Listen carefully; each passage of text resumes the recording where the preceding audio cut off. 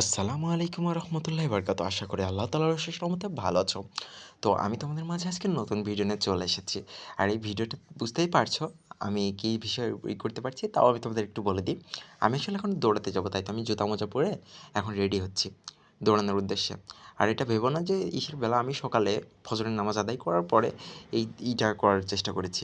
আর হ্যাঁ, তোমাদের জন্য অবশ্যই একটা কথা থাকবে, সেটা হচ্ছে তোমরা অবশ্যই ফজরের সালাত আদায় করবে। কারণ ফজরের সালাত আদায় করলে অবশ্যই জামাতের সাথে আদায় করবে, এবং সকাল সকাল ঘুম থেকে উঠবে এবং ফজরের সালাত আদায় করবে, এবং আদায় করে সুন্দর মন মানসিকতা নিয়ে যাবে, করে আসবে, মানে নামাজ আদায় করে আসবে। আল্লাহর কাছে একটু প্রেয়ার করবে। আল্লাহর কাছে আল্লাহর সাথে তোমার সম্পর্ক বন্ডিং মানে এস্টাবলিশ করো, মানে সুন্দর করো, বুঝছো? এবং আর হচ্ছে মন মানসিকতা ভালো নিয়ে একটু হাঁটাহাঁটি করো চারিদিকে। দেখো, সারাদিনটা শুধু শুয়ে বসে থাকলে তো হবে না, একটু শরীরকে নড়াতে চড়াতে হবে। কারণ আল্লাহ তাআলা তো আমাদের এই শরীরটা শুধু বসে থাকার জন্য দেয় নাই, তাই না? আল্লাহ তাআলা আমাদের দিয়েছেন এই শরীরটা যাতে আমরা খেটে কাজ করতে পারি, মানে পরিশ্রম করতে পারি, করতে পারি। হ্যাঁ, তোমাকে আমি খুব বেশি পরিশ্রম করার কথা বলবো না। সহজে এত বেশি পরিশ্রম করা সম্ভব না, মানে অতি শুরুতেই এত বেশি পরিশ্রম করার দরকার নেই। কিন্তু তুমি যেটা করতে পারো সেটা হচ্ছে ফজরের সালাত আদায় করে সকালে হাঁটতে পারো, যদি পারো দৌড়াবা, অনেক বেশি দৌড়াবা। যেমন ১ কিলোমিটার ২ কিলোমিটার দৌড়ালে দেখবে মন অনেক ফুরফুরে হবে, শরীরটা তোমার কাছে অনেক হালকা লাগবে, বুঝছো? আর হ্যাঁ, অবশ্যই খাবার-দাবার খাবা, ঠিকমতো খাবার-দাবার খাবা, পুষ্টিকর খাবার-দাবার খাবা, যাতে শরীরের শক্তি বৃদ্ধি পায়। শরীরের শক্তি না থাকলে কোনো কিছুই ভালো লাগে না, বুঝছো?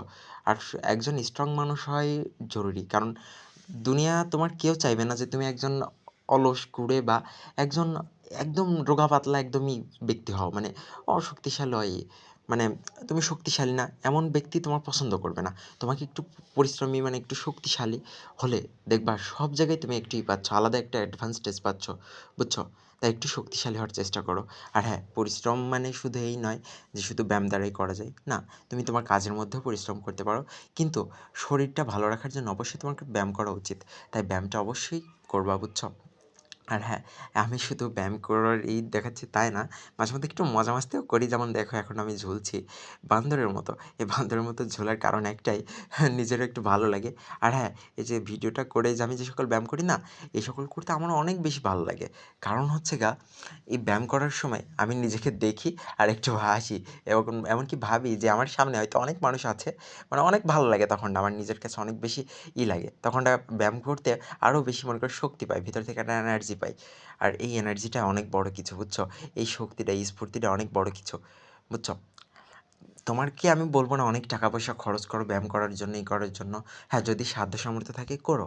কিন্তু যদি সাধ্য সামর্থ্য না থাকে, তাহলে এই ভেবে বসে থেকো না যে হচ্ছে তোমার তোমার করার কিছু নাই, নাই, সব বড়লোকরাই পারে, সব এরাই পারে। দেখো, টাকা পয়সা বাদেও ফ্রি হ্যান্ড এক্সারসাইজ অনেকগুলো আছে।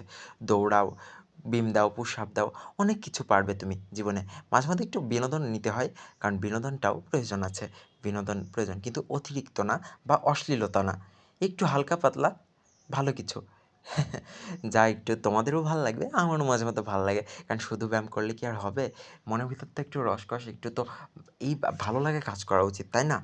হ্যাঁ, আমি শুধু তোমাদের সাথে মনে করো করছি না, একটু ভালোভাবে কিছু করার চেষ্টা করছি, এই। আর হ্যাঁ, যখন দেখবা একটা মানুষ কিছু করছে, ভালো কিছু করছে, মানে যা ইসের জন্য, মানে ভালো, সমাজের জন্য ভালো, মানুষের জন্য ভালো, বুঝছো? তখন মানুষের চেষ্টা করবা তাকে সাহায্য করার, তার পাশে থাকার। কারণ তোমার সাহায্যের কারণে হয়তো, তোমার পাশে থাকার কারণে সে হয়তো সামনের দিকে এগিয়ে গেল এবং ভালো কিছু মানুষকে উপহার দিতে পারলো। এটাই অনেক বড় কিছু, বুঝছো? আর হ্যাঁ, তাহলে ভালো থাকো। আল্লাহ হাফেজ।